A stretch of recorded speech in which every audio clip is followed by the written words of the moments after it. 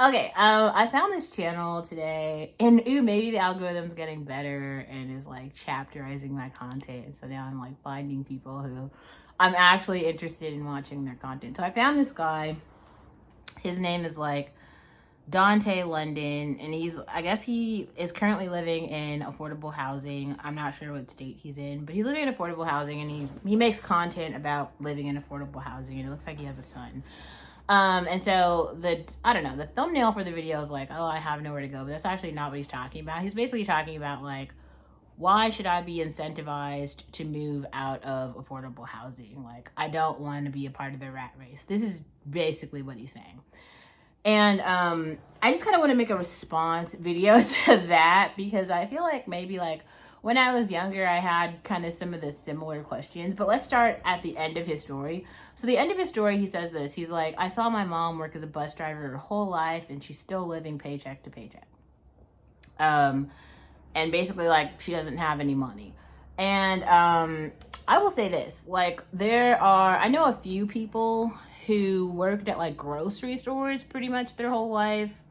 Like, that was the job. Like, they just had one job. The job was like working as like a cashier at a grocery store, like the exact same grocery store for like 30 years. And now they're retired and they own a home, like a married couple. So that's the job. Like, they are retired now. Like, I told you guys I grew up Buddhist, so these are like some Buddhist members that I know. They're very happy. They go to like the wife is Japanese, so they go to Japan like 2 or 3 times a year. They're very involved in like the community center and activities like that. Like, they do like dance clubs and choir, things like that. So it seems like they're actually enjoying their life and their retirement quite a lot. But I mean, they did work for like 30 years.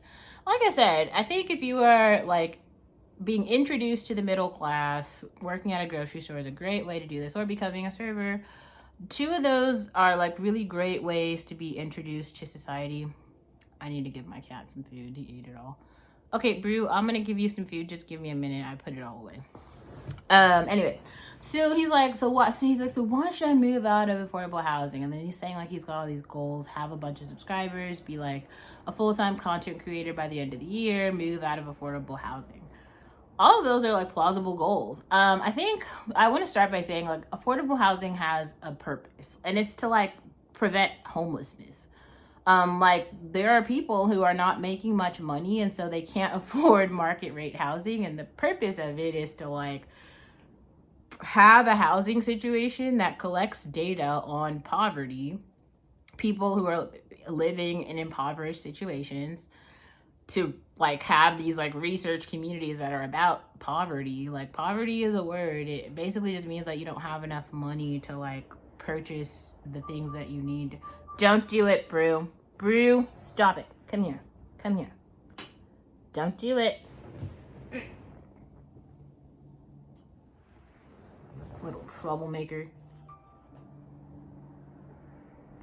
Literally is trying to like eat the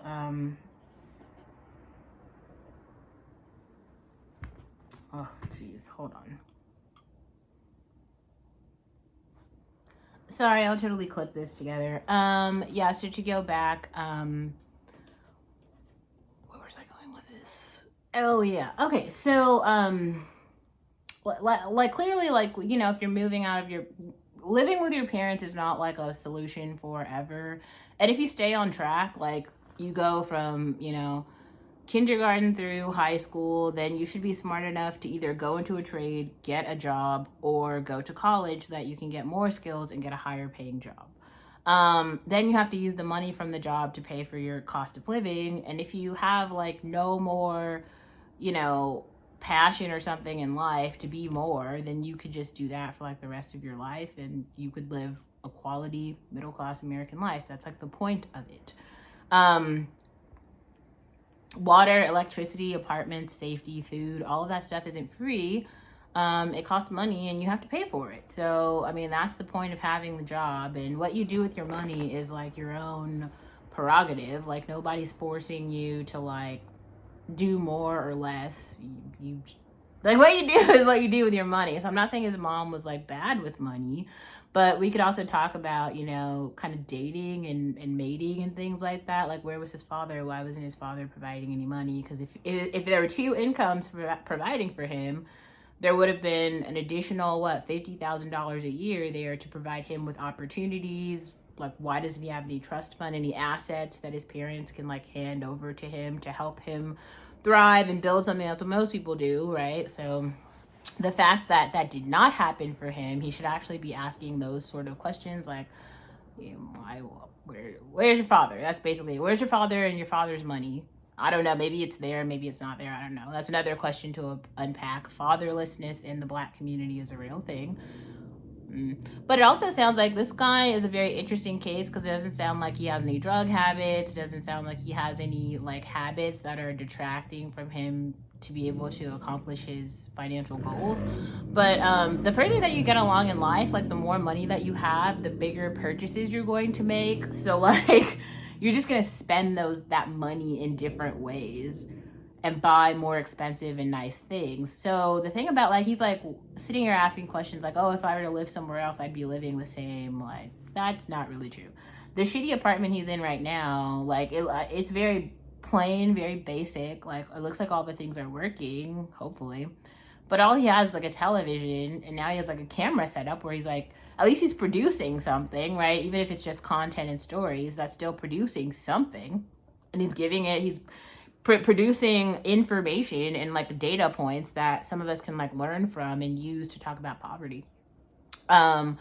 But as a person who studied poverty, and I actually have a poverty playlist, so feel free to go watch that if you want to hear some conversations about that. I could do more writing on it. I just don't really feel like it right now.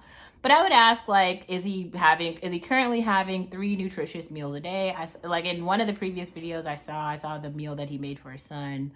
Not a very nutritious meal, looks like a very cheap meal. So obviously spending more money on his food budget would probably drastically improve his son's life chances. Does he have money right now set aside for his son to go to college or school? Does his son have extracurricular activities right now? Kumon, books in his home? I didn't see any like shelf of any library or anything. I don't know. Computers, like, can his son write? Is his writing and reading, articulation, comprehension skills up to par? I don't know. Like, I'm just saying, people spend a lot of money on those things for reasons. And then I would also ask, like, if you don't have any life experience, what is there to write about? Like, you can only make the same, like, I live in affordable housing video. Like, how many times can you make that video? You probably only need to make it like once or twice, where you kind of if you're hitting the main points in like 15 minutes, you could tell the story one time about how like you live in affordable housing, why you live in affordable housing, and what it is. Like, I don't know who's continuously watching the same video over and over and over again to be like, I'm poor, I'm poor, I'm poor. I'm like, that's not entertaining. So yeah. But I guess to another point, like if this guy's aspirations are to be a content creator, I would encourage him to have a more interesting life so that he has some content to create. Like, you want to have more interesting stories to tell. It seems like there's probably a lot of interesting stories to tell that are like his backstory that actually don't have much to do with him, but have more to do with like the ways that his family did not prepare for him financially to be successful at this point, because he shouldn't be starting from zero right now. He should have some financial assets in some way where he could be like not starting from step 1. I talked about life hacking a little bit on this channel, but maybe I'll start making a playlist that's kind of my tech life hack. Like, I went into tech to life hack and I successfully did it in like 2 years. So I mean, you could do it in whatever you know, venture path that you are interested in taking, but bro, like, I swear, I think that like it just feels like some people like I think this guy, first of all, I think you should watch Matt Walsh's videos because he talks about this a lot, kind of like the purpose of being a man. He's like a head of the household right now. He has a son to raise. That's actually a really big responsibility, like financial responsibility. I think Matt Walsh just I'm not FaceTiming you. I saw. That's hilarious. I'm not FaceTiming Jared. I just thought that was so funny. I thought that was so funny. Sorry. Um, um, um,